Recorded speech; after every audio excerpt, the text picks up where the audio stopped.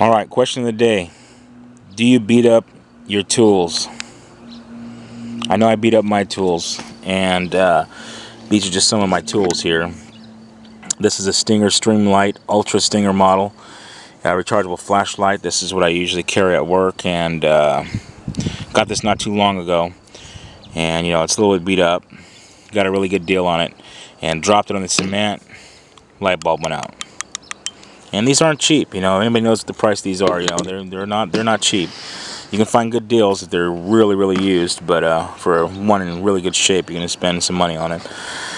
Same thing here. This is a Phoenix TK10 tactical flashlight, I guess you want to call it. And dropped this one about 1,000 times, I guess.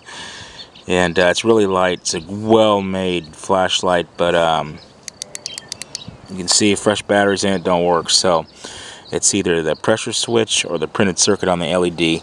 I'll end up working that thing out, but that's two high quality flashlights that take a dump on me. Next here is the knife I got from the ECP, East Coast Prepper, on his 1500 subscriber video.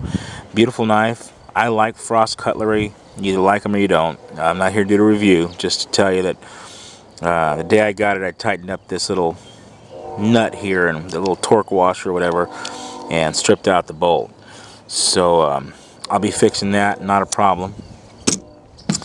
And some of my guns here. I got a 1911 here, and the safety plunger tube. If you look closely, I hope I can get a decent angle of this.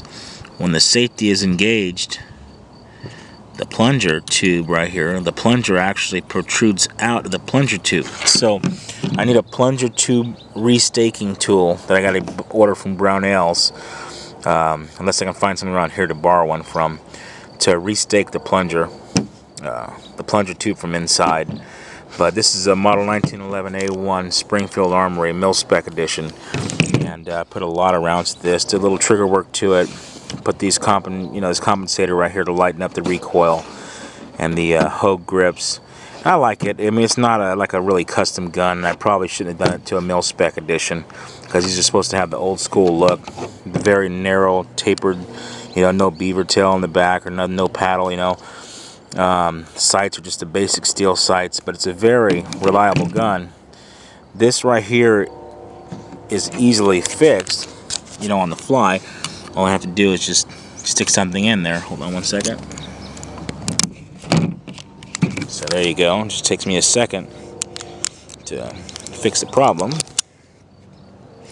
So now I can put it in battery if I wanted to. I can cock the gun. Problem is if I have a round in the chamber and I'm ready to fire, I press the safety. Try to take the safety off. Nope. Done deal. Gun don't work. So put a lot of rounds through that. That's the easy fix. I just got to take it apart. Last but not least here, Old Faithful. Best guns in the world. This is my Glock 17. East Coast Prepper says his wife has one, so she's a real smart woman. But I love these Glocks. Any Glock you get, man, these are probably the best weapons ever made, in my opinion. This is an old Gen 1, and doesn't have any rails on the bottom or any fancy serrations on the slide. It's not an RTF, anything like that, but it's a very accurate gun. And this is when Glock came between 3.5 and 5 pound trigger pull. Shortly after this, they started doing like an 8 pound trigger pull. I think they're back at 4.5 or 5 pound trigger pulls now for the rough textured frame, the RTF Glocks. But great weapon, very reliable. It fell off top of my safe and hit the barrel shroud of my AR-15 and busted the front sight right off. It'll stick back on, and it fires extremely accurate, even with the front sight broken. Yeah, just push it back on and it stays off. It doesn't fly anywhere.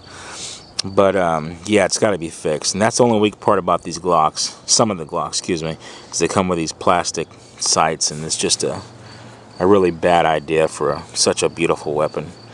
And nice thing about this one is this is one of the PD models, so with our initials right there on the barrel or on the slide, you know.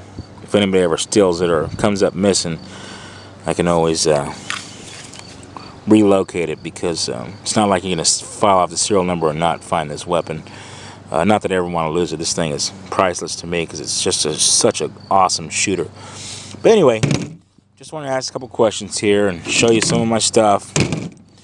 And most of this stuff is still operational with the broken parts, so that'll be fixed very soon. But just curious how you guys use your tools every day. I know I use my tools very rough. But, you know, I break my stuff and I usually fix it as soon as possible, as soon as I can afford it. And, yeah, that's my only question to you guys. Some of your weapons staying is safe. Do you have some that do, some that don't? Or do you take them out and beat the crud out of them all day long? Anyway, take it easy, y'all.